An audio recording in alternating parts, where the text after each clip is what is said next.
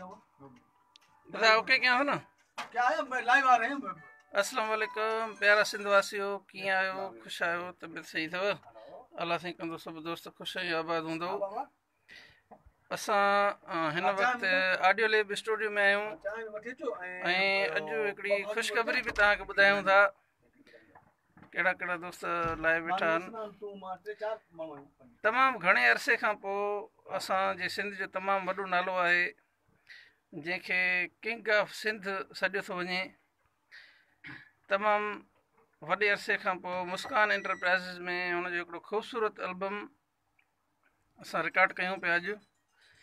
ऐं मुमताज़ मोलाई साहिबु असां सां गॾु आहे। ऑडियो लैब स्टूडियो में असां वेठा आहियूं, जंहिंजी म्यूज़िक ॾिनी आहे उस्ताद इरफ़ान समी साहिबु।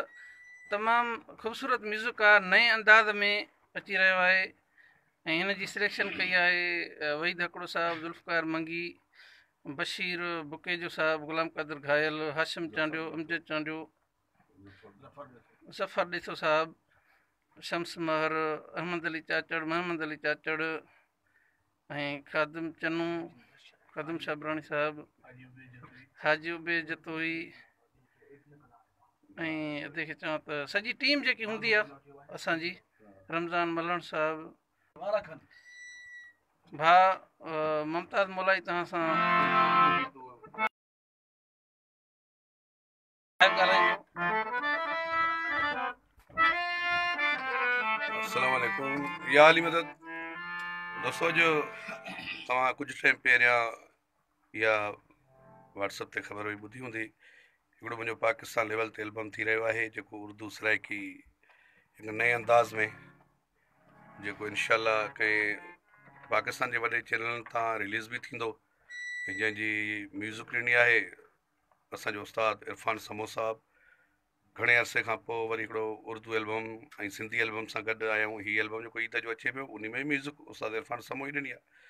वरी उर्दू एल्बम आहे उन जी म्यूज़िक बि उस्ताद इरफ़ान समो साहिब जी आहे ऐं हीअ असां सॼी टीम, शम्स महर साहिबु। हीअ उर्दू एल्बम असांजो हिकिड़े नए अंदाज़ में ईंदो ऐं पाकिस्तान लेवल ते हूंदो, जेको इनशाअल्लाह अव्हांखे ज़रूरु पसंदि ईंदो। असांजी महिनत ऐं असांजी कोशिशि अलाह जी करम सां अव्हां दोस्तनि वटि ज़रूरु क़बूल थींदी। तव्हां सां वधीक उस्ताद इरफ़ान समो मुखातिब थींदो। अस्सलाम वालेकुम सभिनी सिंध वासियुनि खे ऐं मुंहिंजे सिंध खां रहंदड़ ॿाहिरि उहे माण्हू जेके सिंधी मौसीक़ी सां प्यारु कनि था, उन्हनि सभिनीनि खे इरफ़ान समो जो सलाम क़बूल कयो। ऐं घणे अरसे खां पोइ वरी मुमताज़ मोलाई सो बुज़ुर्ग चवंदा आहिनि त जंहिंखे रब इज़त ॾिए उन जी इज़त करणु जवान जो कमु हूंदो आहे। सो अलाह पाक मुमताज़ खे जेका इज़त ॾिनी आहे, अलाह जेका हुनखे शोहरत ॾिनी आहे, अलाह पाक हुनखे सदाईं सलामत रखे। हिकिड़ो उर्दू एल्बम कयो आहे तमामु सुठे लेवल ते, जंहिंमें मुंहिंजे सिंध जा तमामु सुठा लिखण वारा, जंहिंमें ज़फ़र आहे, वहीद हकड़ो साहिबु आहे, ज़ुल्फ़कार मंगी आहे, सो बशीर बुकेजो साहिबु आहे, शम्स महर आहे, जेका असांजी टीम आहे मुमताज़ जी, उन सॼी टीम सां गॾु मुस्कान एंटरप्राइज़िस में एल्बम थी रहियो आहे उर्दू। ऐं कोशिशि कयूं था त अलाह पाक मुमताज़ खे जेको सराइकी बेल्ट में, सिंधी बेल्ट में या दुनिया खां ॿाहिरि बि जेको ॿुधो वञे थो, सो उन्हनि खे हीअ एल्बम ज़रूरु पसंदि ईंदो।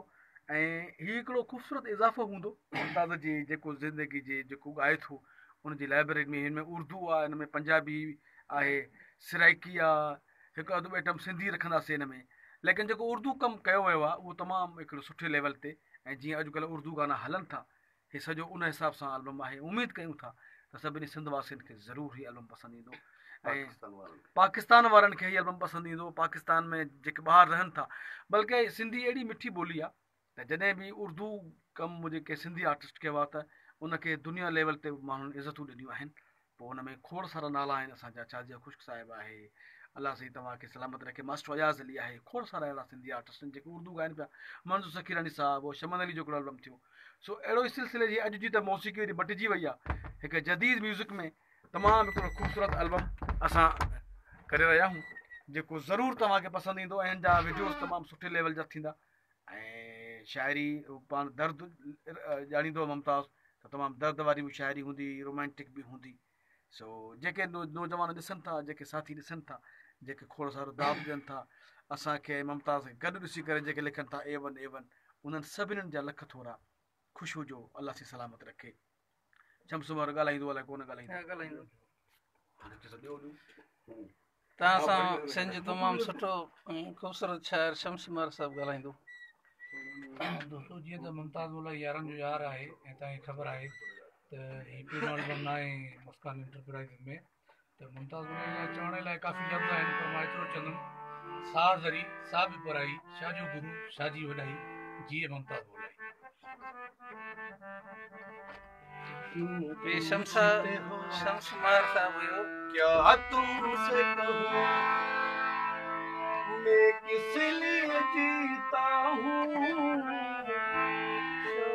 शायद ये कहीं जाऊं मैं इसलिए जीता हूँ। क्या तुमसे कहूं मैं किस लिए जीता हूँ, शायद कहीं मिल जाओ कहीं मैं इसलिए जीता हूँ।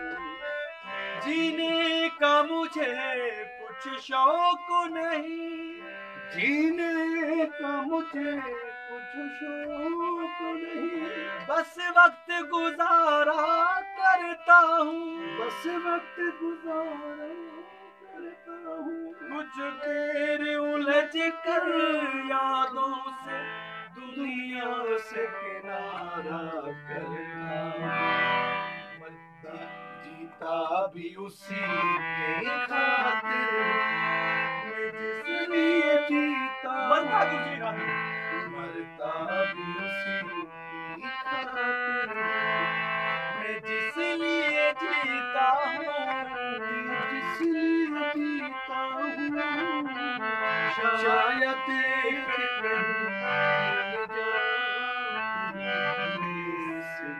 जीता हूँ।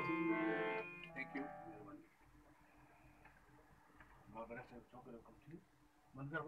वॾी महिरबानी दोस्तनि जी जेके ॾिसनि पिया, अलाह से हुनखे ख़ुशि करे आबाद करे।